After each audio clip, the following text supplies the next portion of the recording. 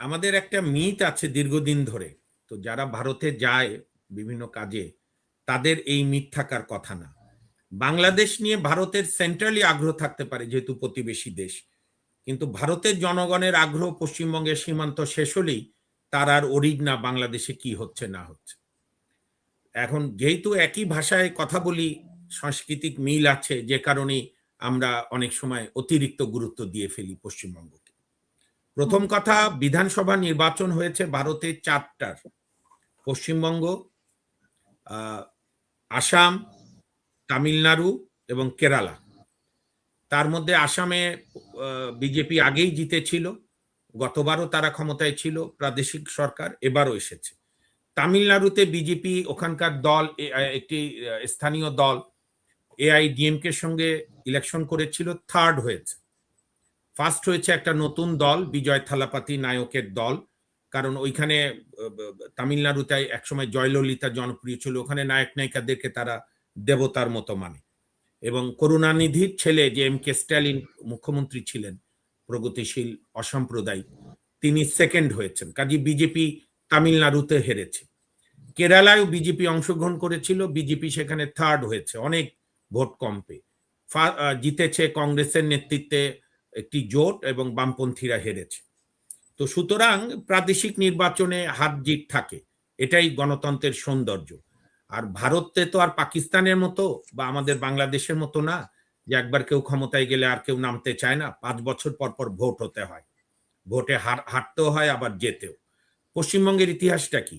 47 থেকে 77 সাল পর্যন্ত সেখানে কংগ্রেস জিতেছিল।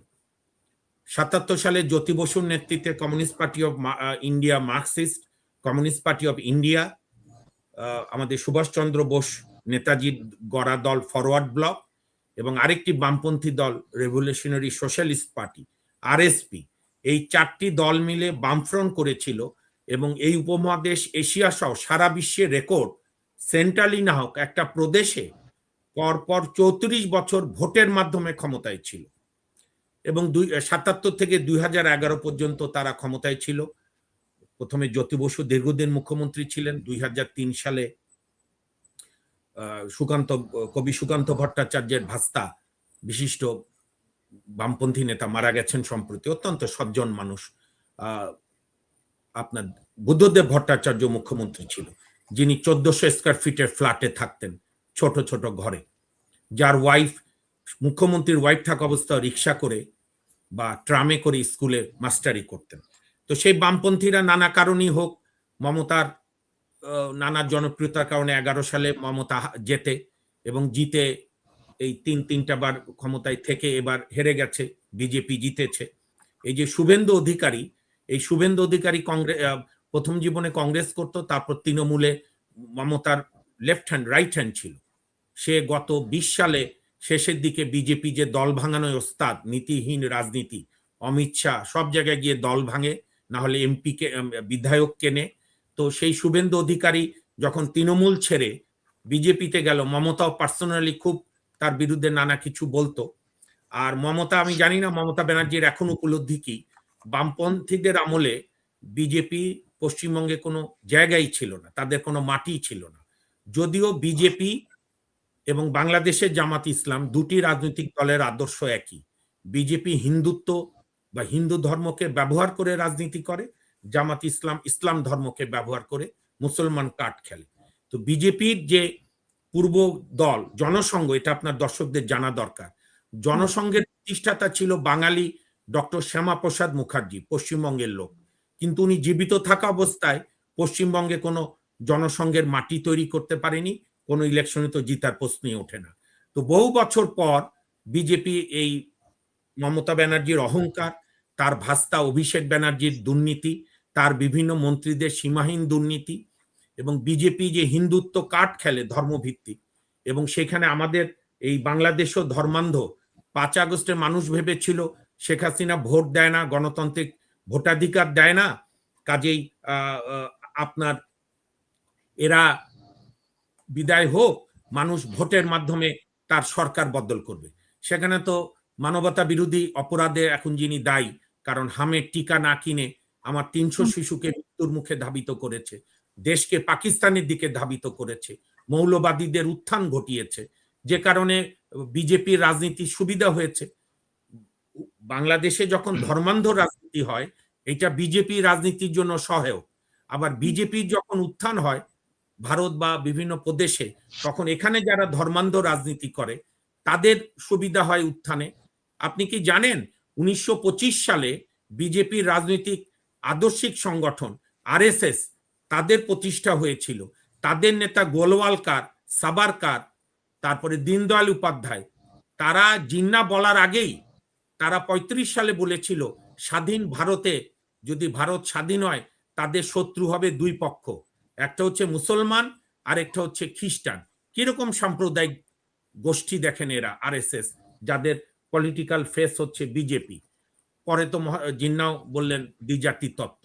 তো ফলে এর বিরুদ্ধে যে অসাম্প্রদায়িক উদার গণতান্ত্রিক লড়াই, যেটা জওহরলাল নেহরু, আপনার মহাত্মা গান্ধী চালিয়েছেন, আমাদের এখানে আওয়ামী লীগ, বঙ্গবন্ধুরা চেষ্টা করেছেন, অন্যান্য সময়ও সবাই চেষ্টা করেছে, সেই লড়াইটা এখন তীব্র করতে হবে। ভারতে আমি বিশ্বাস করি আবারও নির্বাচন 5 বছর পর হলে, কারণ শুভেন্দু অধিকারী একটা দুর্নীতিবাজ লোক এবং তার কোনো নীতি নাই, খুব বেশি সফল হতে পারবে আমার মনে হয় না। সেখানে নিশ্চয়ই মমতা ব্যানার্জি জনভিত্তি আছে, বামপন্থীরা 2 বা 0 আসন পেয়ে এইবার অন্তত একটা সিট পেয়েছে, তাদেরও সংগঠন আছে, কংগ্রেসেরও আছে। তো সব মিলে ভারতেও এই ধর্মান্ধ হিন্দুত্ব মৌলবাদীর বিরুদ্ধে লড়াই অব্যাহত রাখতে হবে, আমাদের দেশেও অব্যাহত রাখতে হবে। কারণ ধর্ম হচ্ছে পবিত্র জিনিস, এইটা যে যার ধর্ম পালন করবেন তার তার মতো করে, কিন্তু ধর্মকে ব্যবহার করে ধর্মীয় কাঠ খেলে রাজনীতি, এটা গণতন্ত্রের জন্য ক্ষতিকর, মানবতার জন্য ক্ষতিকর এবং সারা বিশ্বের জন্য ক্ষতিকর। আমি বিশ্বাস করি ভারতেও অসাম্প্রদায়িক রাজনৈতিক দলগুলো লড়াই করবে।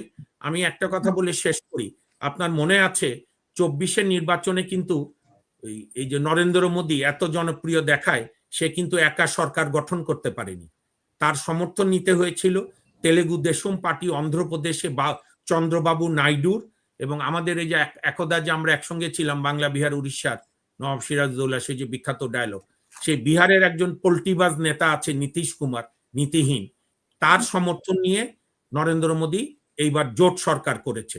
19 সালে বিজেপি একাই জিতেছিল। কারণটা কি? রাহুল গান্ধী, বামপন্থীরা, মমতারা সারা ভারতে ইন্ডিয়া জোট গঠন করে নরেন্দ্র মোদীকে প্রায় হারিয়ে ফেলেছিল, যে কারণে সে নির্বাচনের 24-এ লোকসভা 10 দিন আগে আপনার মনে আছে সে একদম মৌলবাদী বক্তৃতা দিয়েছিল যে হিন্দু বোনেরা, ভাবিরা, বৌদিরা, আপনাদের কংগ্রেস জিতলে আপনাদের মঙ্গলসূত্র কেড়ে নিয়ে মুসলমানদের গরু কিনে দেবে, শ্মশান না গোরস্থান, তারপরে পোশাক দেখলে বোঝা যায় হিন্দু না মুসলিম, সিরিয়াস একটা সাম্প্রদায়িক বক্তৃতা দিয়েছিল। যে কারণে আমার এখন খুব মনে পড়ে 93-94-তে আমরা স্লোগান দিতাম, গোলাম আজম আদভানি 2 ভাই এক দড়িতে ফাঁসি চাই। অর্থাৎ ওইখানে বিজেপির উত্থান হলে বাংলাদেশে মৌলবাদীদের উত্থান হয়, বাংলাদেশে মৌলবাদীদের উত্থান হলে ভারতে বিজেপির উত্থান হয়। এই দুই দেশেই এই ধর্মান্ধ গোষ্ঠীর বিরুদ্ধে একটি জন আন্দোলন গড়ে রাখতে হবে, সামাজিক, রাজনৈতিক, সাংস্কৃতিক আন্দোলন করতে হবে। আর ভারতের সঙ্গে বাংলাদেশের, পশ্চিমবঙ্গের নির্বাচন নিয়ে আমি মনে করি এটা যারা রাষ্ট্রবিজ্ঞান বোঝে তারা জানে, পশ্চিমবঙ্গ একটা প্রদেশ, আমরা একটা স্বাধীন দেশ, আমাদের স্বাধীন পররাষ্ট্রনীতি আছে এবং ভারতেরও একটা পররাষ্ট্রনীতি আছে, এবং জনাব তারেক রহমান দায়িত্ব নিয়ে ইউনূসের মতো জঙ্গি পথে হাঁটেননি। সে বলেছে সব প্রতিবেশীর সঙ্গে আমরা সমমর্যাদার ভিত্তিতে সম্পর্ক রাখবো। আমিও মনে করি যে আমরা একে অপরের প্রতি পারস্পরিক শ্রদ্ধা রেখে প্রত্যেকের স্বার্থ রক্ষা রেখে জনগণের স্বার্থকে প্রাধান্য দিয়ে ভারতের সঙ্গে বা যে কোনো প্রতিবেশীর সঙ্গে আমাদের সম্পর্ক রাখবো। আমি মনে করি আমাদের পররাষ্ট্রমন্ত্রী গিয়েছে, ভারত ট্যুরিস্ট ভিসা খুলে দিয়েছে, আমি মনে করি স্বাভাবিক, এবং আমাদের যে ডিজেল সংকটে ভারত থেকে ডিজেল এসছে, বরং আজকে তাদের আমি খুঁজি, তারা কই যারা আপনার এখানে লম্পঝম্প করে ঢাকা না দিল্লি, ঢাকা না দিল্লি। আর ইউনূস যে ইলেকশনের মাত্র 3 দিন আগে মার্কিন যুক্তরাষ্ট্রের কাছে গোলামির চুক্তি করেছে, সেই চুক্তি নিয়ে বরং আমাদের প্রতিবাদ করতে হবে। ধন্যবাদ।